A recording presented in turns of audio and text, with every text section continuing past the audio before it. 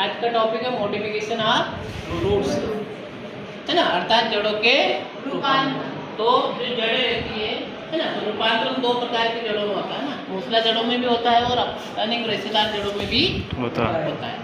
तो जड़ों के रूपांतरण, इससे अर्थ समझ रहे होगा, मतलब रूप में अंतर आना, है ना। अगर आप ये मीनिंग का अर्थ समझ जाओ तो समझ में आ जाएगा कि इसका अर्थ क्या और किसके रूप में अंतर, जड़ों के रूप में अंतर। अर्थात जड़ क्या करती है ना, जो भी जड़ें रहती है वो क्या करती है, भोजन ग्रहण करने के लिए या आश्रय देने के लिए, सहारा देने के लिए अपने रूप को बदल, अर्थात अपना आकार बदल लेती है। उसी को कहते हैं जड़ों का रूपांतरण। क्या कहते हैं, जड़ों का। तो ये मूसला जड़ों के रूपांतरण है ना, ये चार प्रकार के और बहुत सारे रूपांतरण है ना, ये चार प्रकार के रूपांतरण अभी बता रहा हूँ मैं, है ना। तो पहला है फ्यूजिफॉर्म रूट्स, है ना, जड़ का पहला रूपांतरण, मूसला जड़ का रूपांतरण फ्यूजिफॉर्म रूपांतरण, है ना, तर्क रूप जड़ें कहते हैं। क्या कहते हैं, तर्क रूपी जड़ें, है ना। तो इस प्रकार की जो जड़ें रहती है, इसका उदाहरण है मूली, है ना, अर्थात तर्क रूपी कब बनती है, जब इस प्रकार की जड़ें क्या करती है, ऊपरी सिरे पर थोड़ी पतली होती है और बीच में मोटी हो जाती है और फिर निचले सिरे पर भी पतली हो जाती है। अर्थात उदाहरण है मूली के समान, है ना। मूली का जो रूप रहता है वो तर्क रूप रहता है। अगला है कुंभी रूप जड़ें,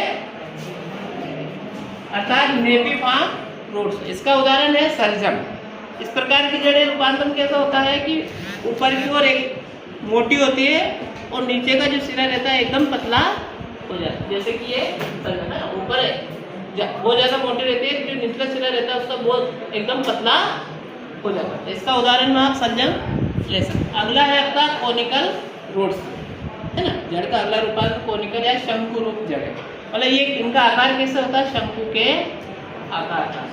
आपने गाजर देखी ना, सबने देखी है। गाजर क्या है कि ऊपरी सिरा मोटा होता है और धीरे धीरे निचला सिरा पतला होता है। एकदम पतला नहीं होता, इसमें एकदम पतला हो रहा है, इसमें क्या होता है, धीरे धीरे पतला होता जाता है ना। मूली से थोड़ा इसका आकार एक जैसा रहता है, मूली में ऊपर भी पतला, नीचे भी पतला और बीच में मोटा। इसमें ऊपर पतला मोटा रहता है और नीचे पतला होता है। जिसका उदाहरण है इसका है कोनिकल क्लास, मतलब ये है ना, कोनिकल रूट्स मीन्स गाजर का उदाहरण इसमें ले सकते हैं ना।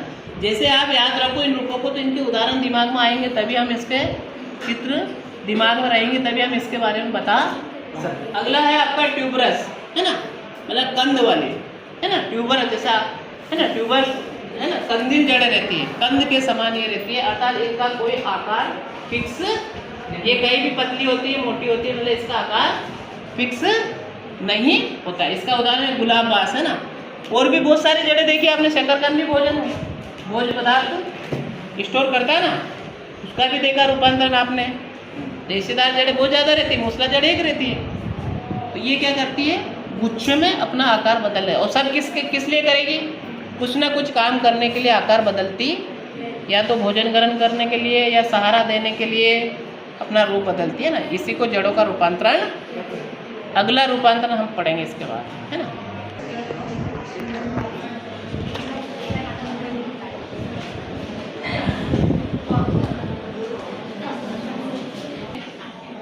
ग्रंथिल जड़ें या नोडुलेटेड रूट्स, है ना, ये भी टेप रूट्स का रूपांतरण। कौन सी जड़ है, मूसला जड़ का ही रूपांतरण। आपने देखा होगा जो फलीदार पौधे रहते हैं, कैसे पौधे रहते हैं,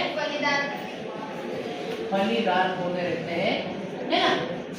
ये किस फैमिली के रहते हैं, इनकी कुल रहती है लेग्यूमिनेसी। कौन सी रहती है, लेग्यूमिनेसी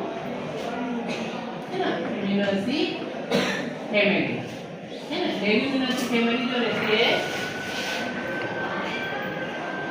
उस फैमिली के जो पौधे रहते हैं, है ना, लेग्यूमिनेसी कुल के जो पौधे रहते हैं उनकी जड़ देखना आप, जैसे मूंगफली, क्या है, मूंगफली है, मटर, इनकी जड़ को देखना आप। इनकी जो द्वितीयक और तृतीयक जड़ें रहती है, कभी कभी प्राथमिक जड़ में भी रहता है, तो इनकी जड़ों में, जैसे कि मान लो कि ये मूंगफली की जड़ है, इनकी जड़ों में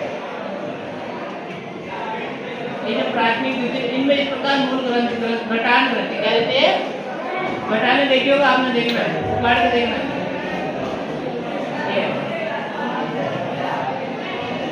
इस प्रकार की घटाने रहती है जड़ों में। मूंगफली को उखाड़ के देखना, मटर को उखाड़ के देखना। तो इस प्रकार जो जड़ों में गठाने रहती है उनको मूल ग्रंथिका कहते हैं। क्या कहते हैं इनको?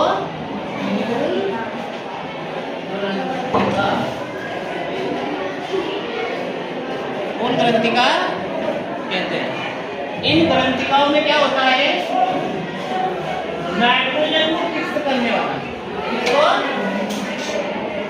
इसको क्योंकि पौधे नाइट्रोजन को सीधे ले नहीं सकते हैं, इस रूप में पौधे नाइट्रोजन को नहीं ले सकते। तो ये पौधे की जड़ों में एक बैक्टीरिया पाया जाता है। इन जड़ों में बैक्टीरिया जीवाणु पाया जाता है ना। राइजोबियम क्या है इन जड़ों में? क्या रूपांतरण हुआ जड़ों में? मूल ग्रंथिकाएं बन जाती, जगह जगह घटाने, तो जड़ में परिवर्तन आया ना, इसीलिए इसको रूपांतरित जड़। मूंगफली में, मटर में, चने में, लेग्यूमिनेसी कुल के जो पौधे हैं उन सारे पौधों में जड़ों में आप देखना इस प्रकार राइजोबियम लेग्यूमिनोरा है ना, एक प्रकार का जीवाणु पाया जाता है जो वायुमंडल से नाइट्रोजन को लेकर उसको फिक्स करता है। और फिक्स करना मतलब जिस रूप में पौधा उसको लेता है उस रूप में बदलता है ना। नाइट्रेट सुना ना आपने नाम? तो ये इसमें पाया।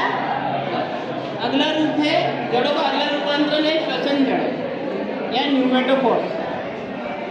श्वसन जड़े या न्यूमेटोफोर्स। अब नाम में शब्द हो रहा है श्वसन जड़े। श्वसन जड़े का अर्थ क्या है? ऐसी जड़ें जो श्वसन का कार्य करती हैं। श्वसन में क्या लेते हैं हम? ऑक्सीजन लेते हैं। तो ऐसे पौधे देखना है, ऐसे पौधे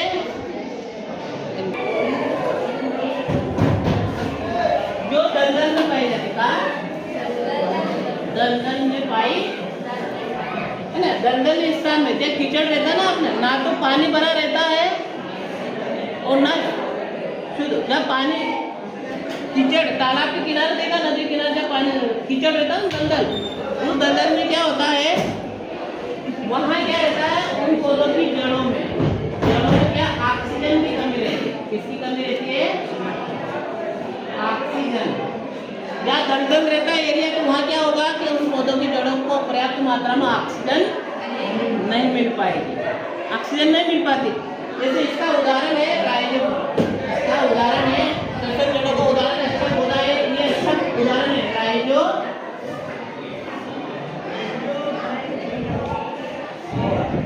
ये पौधा है जो दलदली स्थान में पाया जाता है। कहाँ पाया जाता है? दलदली स्थान पे। तो वहाँ क्या करता है? इस पौधे की जड़ें क्या रहती है? ऐसे भूमि, ये भी मूसला जड़ रहती है। इसकी कुछ मूसला जड़ें क्या करती है? इसकी मूसला जड़ ऊपर आ जाती है भूमि से। कहाँ आ जाती है? भूमि से ऊपर। इस प्रकार ऊपर जड़ आ जाती है भूमि से। और इन जड़ों में वासरंध्र पाए जाते हैं। यहाँ क्या पाया जाता है? वासरंध्र। यहाँ क्या पाया जाता है? इन रंध्रों की सहायता से ये जड़ें क्या करती है? वायुमंडल से ऑक्सीजन को लेकर नीचे जड़ों में पहुंचाती, जिससे इन पौधों की जड़ों में जो ऑक्सीजन की कमी रहती है वो कमी पूरी हो जाती है। इस प्रकार ये भी अपना रूप बदल रही है। इनकी जो मूसला जड़ है, इनकी जड़ों का कुछ भाग बाहर भूमि से बाहर ऊपर निकल, ऐसे बहुत सारे निकल आते हैं ऐसे, और इनमें वातरंध्र पाए जाते हैं। उन रंध्रों की वातरंध्रों की सहायता से ये वायुमंडल से क्या ले लेती है? ऑक्सीजन ले लेती है और नीचे की जड़ों तक पहुंचा, जिससे ऑक्सीजन की कमी। इसलिए इन जड़ों को क्या कहते हैं हम? श्वसन जड़ें या न्यूमेटोफोर्स भी इनको कहते हैं। अरे तो इनको न्यूमेटोफोर्स भी। तो क्वेश्चन आता है कि न्यूमेटोफोर्स किसे या श्वसन जड़ें